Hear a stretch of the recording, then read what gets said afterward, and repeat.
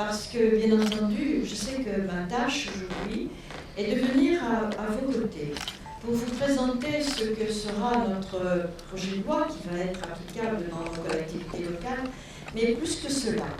Je suis d'abord moi-même une élue locale dans un canton petit, une intercommunalité, pas très importante, juste au-delà de 5000 habitants. J'habite un village de 164 habitants, dans lequel il se trouve que j'ai un mari qui est adjoint au maire et qui, en tant que tel, eh bien, le soir, le jour, la nuit, il est amené à aller rallumer une lampe qui s'est éteinte sur la chaussée. Il est amené à aller dire aux éboueurs que ça fait un peu trop de bruit, que ça dérange le monde. Il est amené à aller là chez tel agriculteur pour lui dire qu'il a une vache qui s'est égarée dans les prés et qui est sur la route et qu'il faut aller chercher. Tout cela, je le dis parce que c'est le concret, c'est ce à quoi nous sommes tous les jours confrontés les uns les autres et ce à quoi ce dont nous pourrions ne pas nous préoccuper si nous étions trop axés vers des concepts et des grandes idéologies. Or, je veux être, aux côtés de Marie-Lise Lebranchu, ministre chargée de la réforme de l'État, de la décentralisation et de la fonction publique, je veux être un ministre simple, mais un ministre de terrain qui, dans le texte de la loi que nous sommes en train de mettre en œuvre pour les citoyens et pour vous, répond à notre problématique de tous les jours. Alors, je vous ai entendu, je dois dire que je me suis réjouie, d'ailleurs, si j'ai choisi aussi de venir dans ce département, c'est parce que je trouvais qu'il illustrait de façon remarquable une belle réussite. Celle de cette intercommunalité réussie, un peu pionnière, que vous avez mise en œuvre depuis plusieurs années et qui aujourd'hui montre, s'il en était besoin, deux mots que vous avez repris quand vous avez dit que c'était mes mots, que vous commencez à bien me connaître, ou en tout cas mon discours commence à passer, de cohérence et d'efficacité. Alors, je vais changer un peu, d'ailleurs, je ne les appellerai plus comme ça, mais parce qu'aujourd'hui, au-delà de la cohérence, j'ai le sentiment qu'il y a comme une communion entre l'ensemble des collectivités et des élus, une union avec pour seul objectif de partager un projet. Et je crois que c'est là d'abord l'essentiel.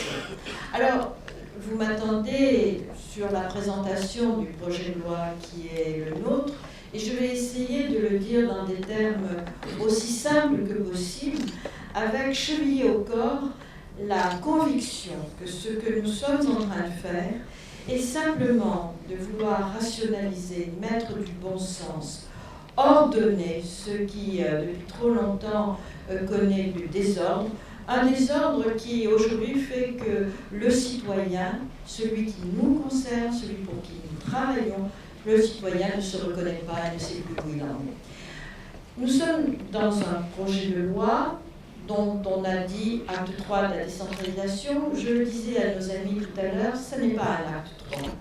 Il y a eu un acte 1, et vous avez salué, je vous remercie d'avoir fait, monsieur le député, la mémoire de Pierre Mauroy, que nous saluions hier d'ailleurs aux Invalides. Pierre Mauroy, auprès de qui j'avais été amenée à travailler un peu, puisque en son temps, moi-même, j'ai été transfuge de l'éducation nationale. Je crois que le directeur académique des services de l'éducation est peut-être là. Je crois vous en avoir entendu dire le citer.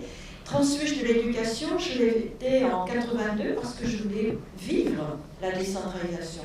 Et donc, j'ai été baignée dans ce contexte avec trois grands élus, Pierre Mauroy, Gaston Defferre, quand même, et puis nous avions à Lyon un grand-maire élu, et nous avions à Bordeaux aussi un grand-maire élu, et que personne ne n'oublie que la première loi de décentralisation de 82 est une loi qui avait été faite pour les grandes villes, essentiellement pour les grandes villes, pour donner du pouvoir aux maires de ces grandes villes.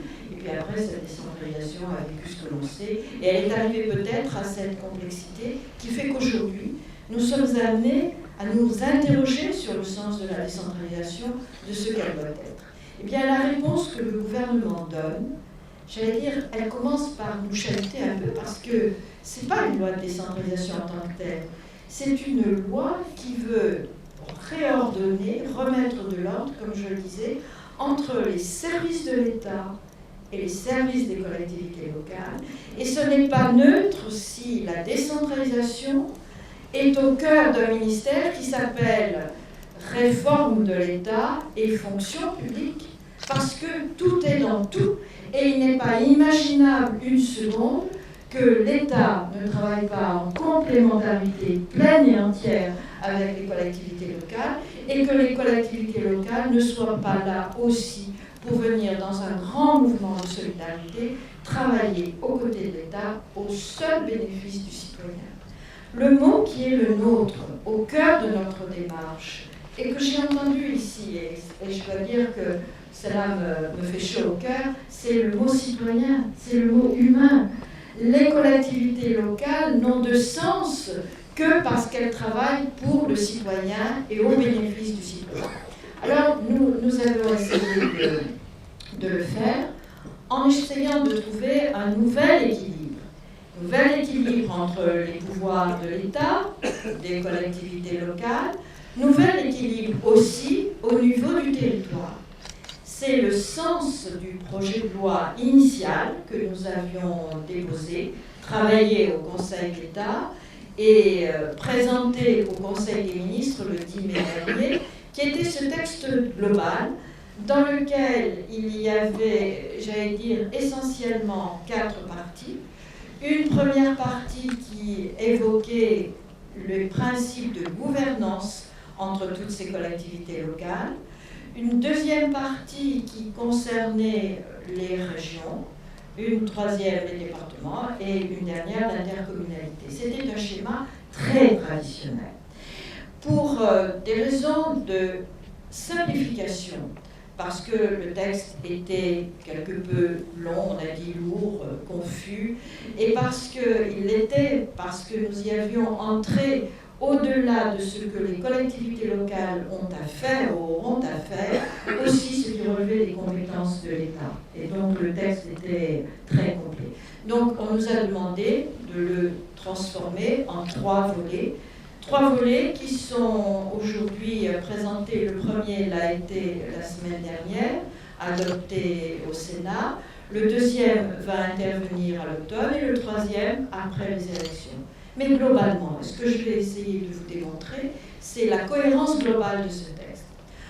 Un texte globalement cohérent qui avait pour base de répondre à 4 principes fixés par le président de la République lors des assises de la démocratie territoriale de ces États généraux qui ont eu lieu le 4 et 5 octobre de l'année dernière.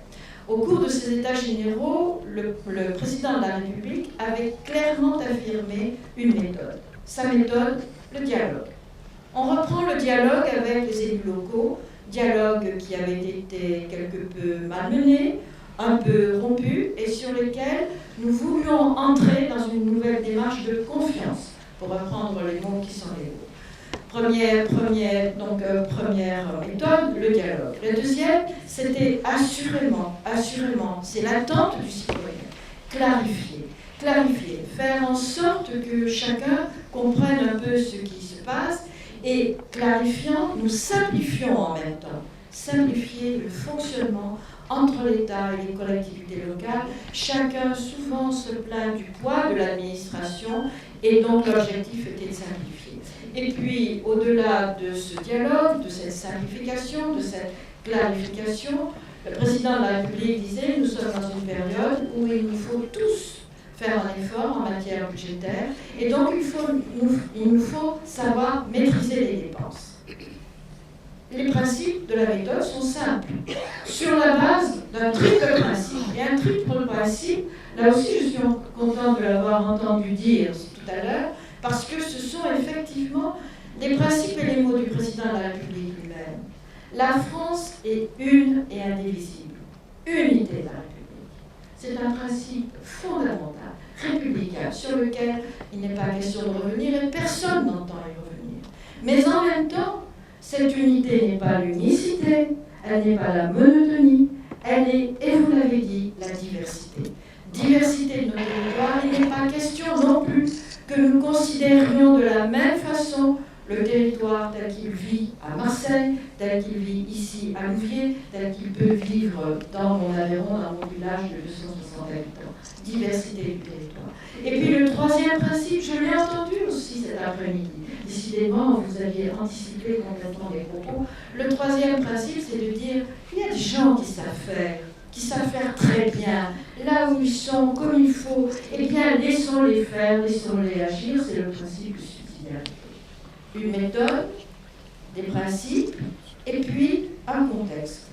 Un contexte que nous connaissons tous aujourd'hui, qui est difficile, fragilisé, au sein de la France, mais au sein de l'Europe, et sur lequel nous n'avons tous ensemble qu'un seul objectif: participer au redressement de la France.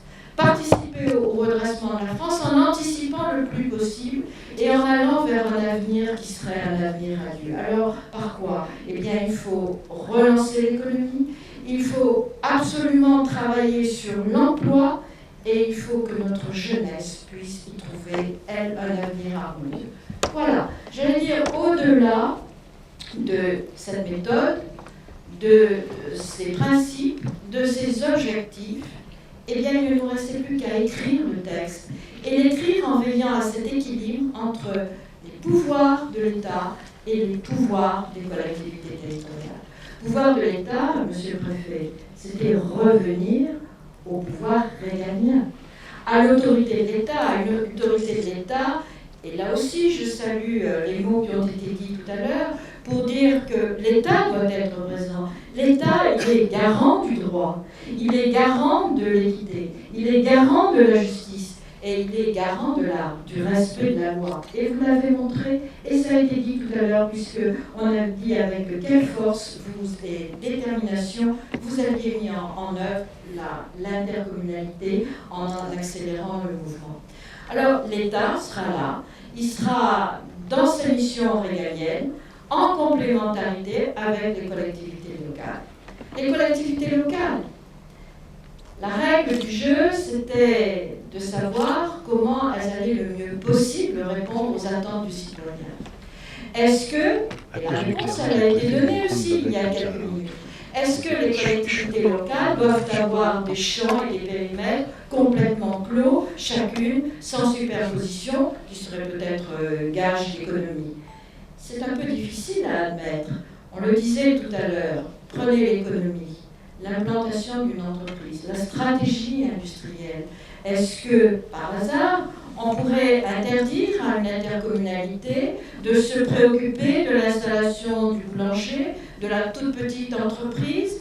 Est-ce que c'est parce que c'est une activité économique, il n'aurait pas le droit, le maire, de se préoccuper de l'installation, par exemple, d'une résidence hôtelière? Je crois que personne ne pourrait adhérer à ce message. Alors, l'économie, au niveau de l'intercommunalité, c'est certain qu'il y a un rôle. Au niveau du département, Monsieur le Président, vous le disiez tout à l'heure, le département a un rôle déterminant sur toute l'activité économique dans nos départements, de la petite entreprise, de la moyenne entreprise. Il y a là un dynamisme certain, et la région aussi. Alors j'ai pris cet exemple à dessein.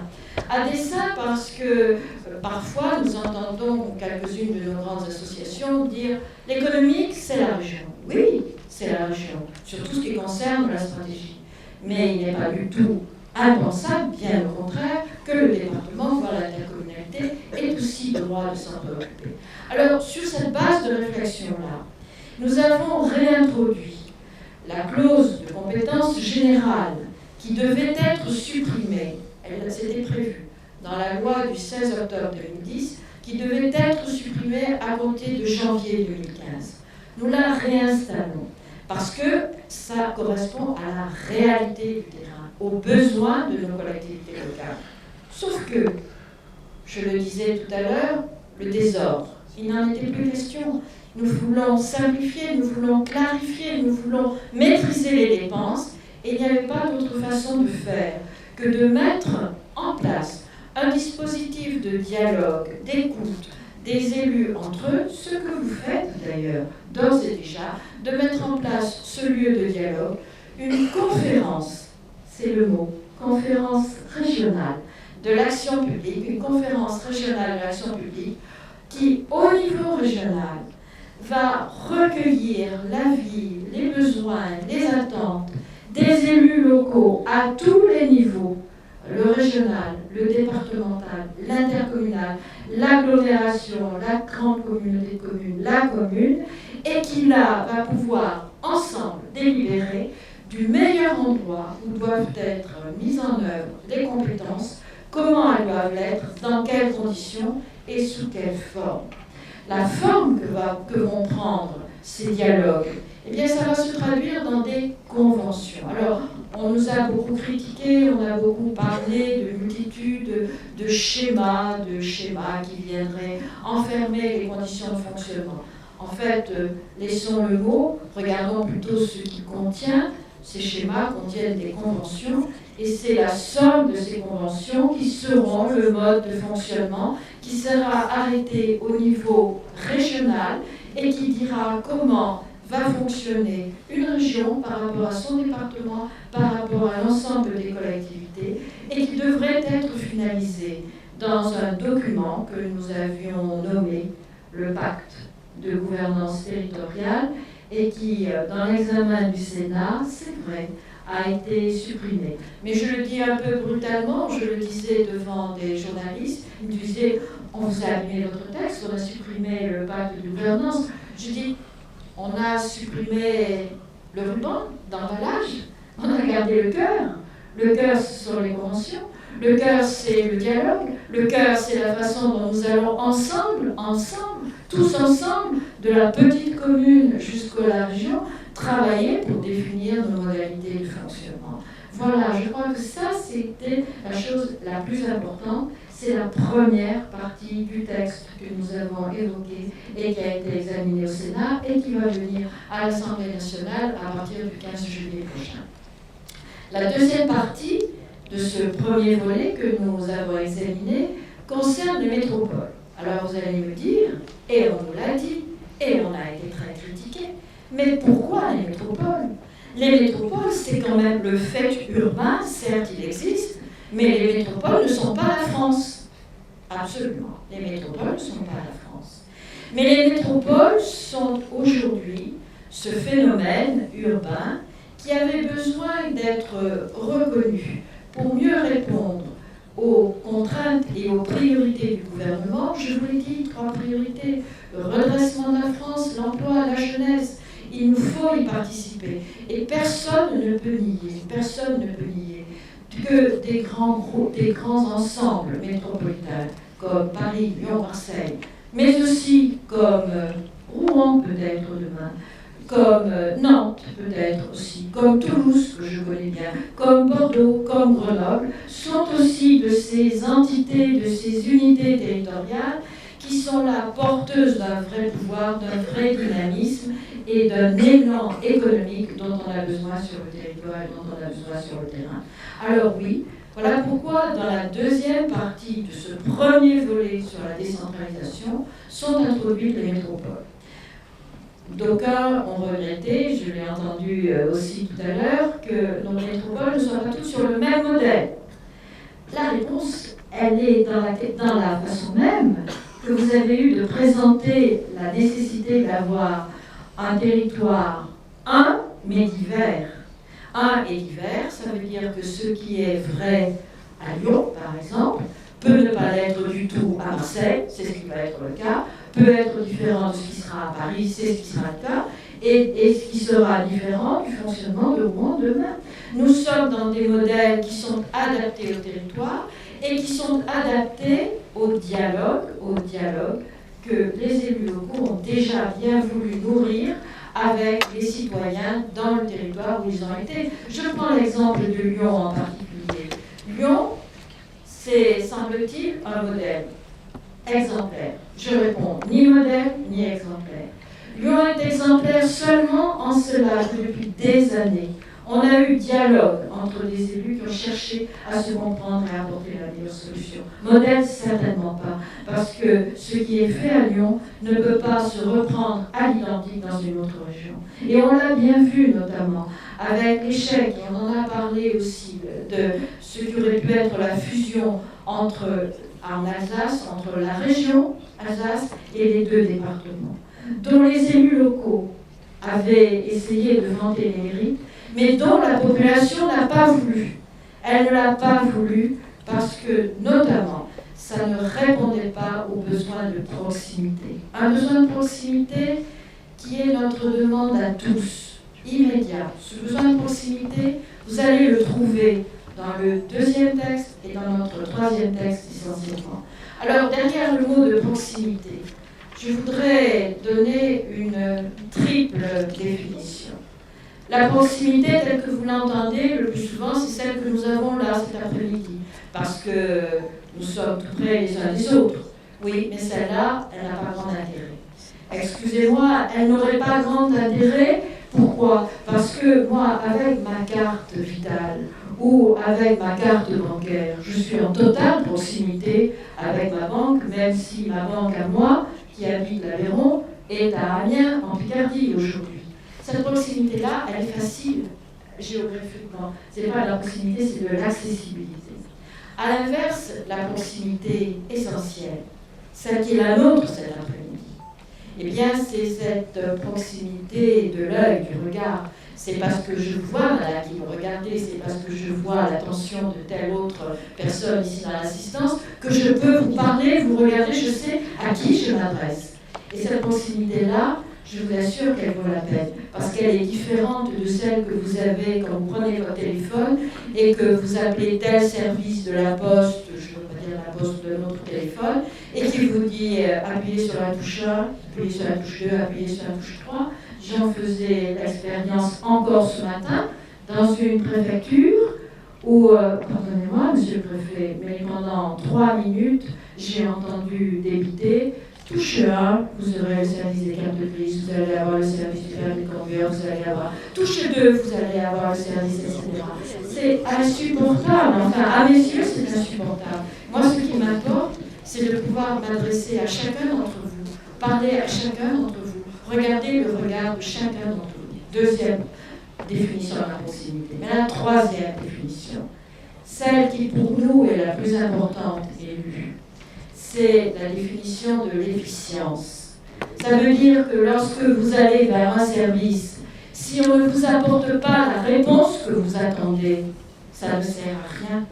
Si vous allez vers un service et si on vous dit très bien, je prends acte de votre demande, je ne manquerai pas de vous répondre. Et si la réponse, vous l'attendez 8 jours, 15 jours, 3 semaines et plus, ça ne sert à rien ce service-là.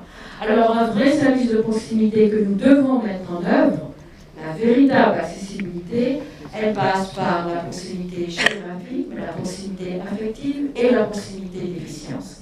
Et là, au niveau de la région, au niveau du département, au niveau de l'intercommunalité, à raison des compétences que prennent chacune de ces collectivités, nous pouvons avoir la réponse que nous voulons avoir en matière de proximité.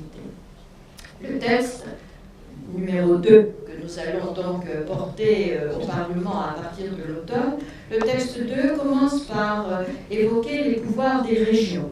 Les pouvoirs des régions, on l'a dit, on le sait, ça se pratique déjà, c'est avant tout ce pouvoir économique. Un pouvoir économique, c'est défendre l'entreprise, la venue sur le territoire dans le cadre de grandes stratégies, sans jamais se priver de l'appui ni du département ni de l'intercommunalité, et des grands pôles métropolitains, mais c'est lui donner la possibilité de participer à l'échelon national, voire international, à ces grandes stratégies industrielles qui couvrent aussi le monde de l'innovation, le monde de la recherche. C'est donner aussi aux régions la capacité en matière de formation, en matière d'apprentissage, en matière d'orientation, le tout dans ce domaine du professionnel qui permet, dans tous les cas, de mettre en adéquation le besoin du territoire en emploi avec la réalité du terrain. Alors, je sais bien, et nous avons eu ce matin un très bel exemple, puisque ici, au niveau de votre case, vous allez créer dans le futur bâtiment un pôle spécifique, emploi, formation, et qui va être la réunion de tous les services. Services de l'État, services des collectivités locales, pour donner une unité, un sens, et en vérité une volonté d'aboutir et de servir l'intérêt général. La région, j'allais dire dans les grandes lignes, voilà les compétences qui seront les siennes. Le département, ses compétences, Monsieur le Président, en matière de solidarité, personne ne vous les emprunterait. Personne ne voudrait les assumer. Les départements sont trop grands, les départements sont essentiels. Ils ont montré leur savoir-faire. Mais je vais vous dire quand même qu'on va les aider financièrement, Madame la Présidente. Nous allons y veiller. Le département, solidarité sociale, mais aussi solidarité territoriale. Et cette solidarité territoriale, eh bien, elle est un peu tout ce que je viens de vous dire au regard de la proximité, avec cet accès aux services, publics.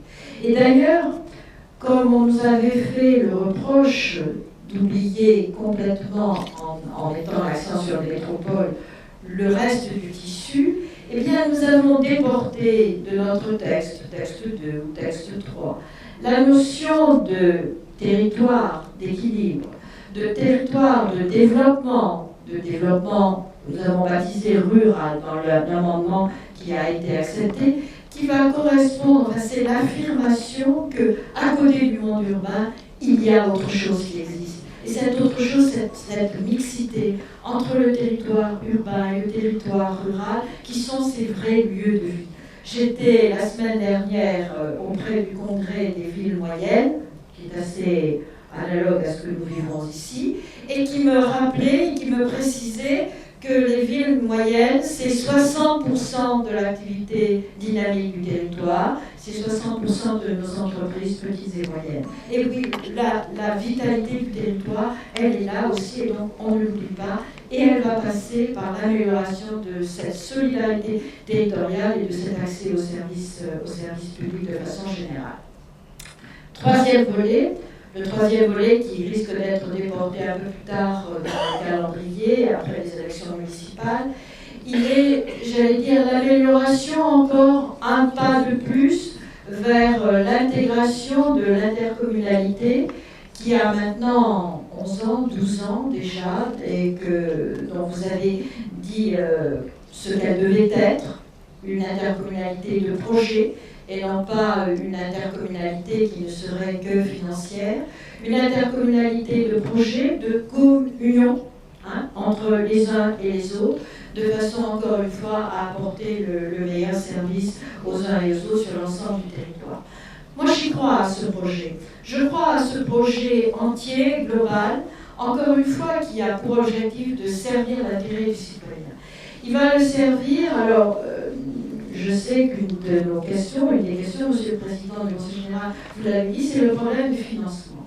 Problème du financement qui est un problème lourd, difficile, à une période où les efforts financiers doivent être celui de tout un chacun. Les Français, le citoyen, y est pleinement associé.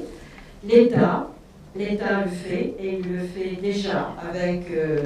je crois, une volonté très forte. Et les collectivités locales ont dit leur accord pour participer, elles aussi, à cet effort financier. Elles l'ont accepté, l'effort qui leur est demandé.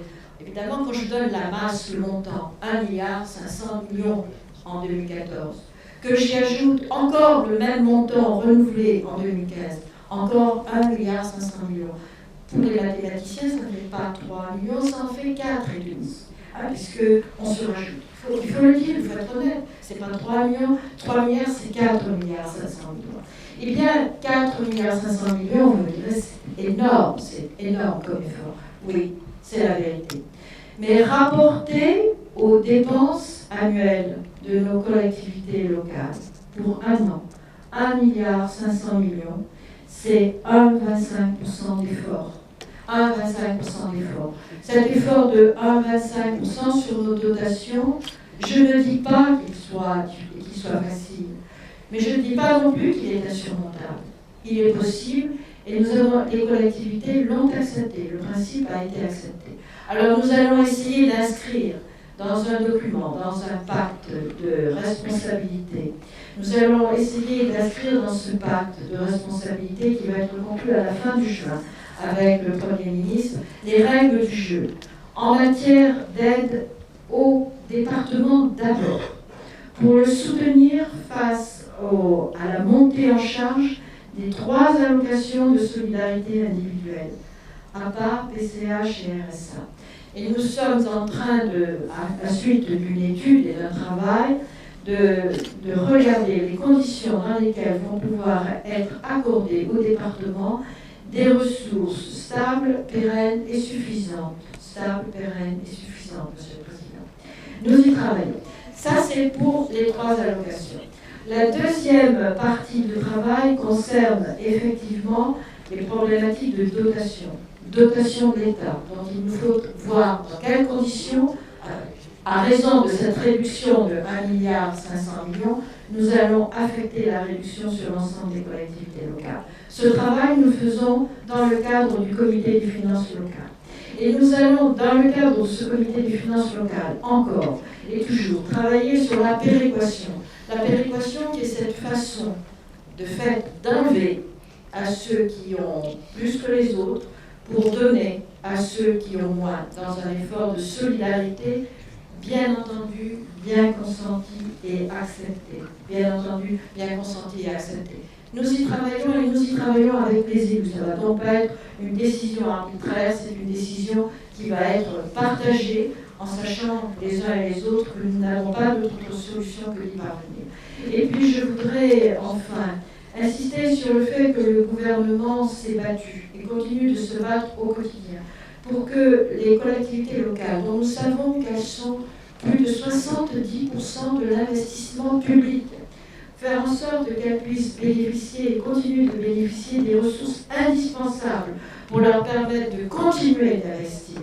Il y a eu un effort qui est fait avec la Banque postale, qui est fait avec la Caisse des dépôts et consignations.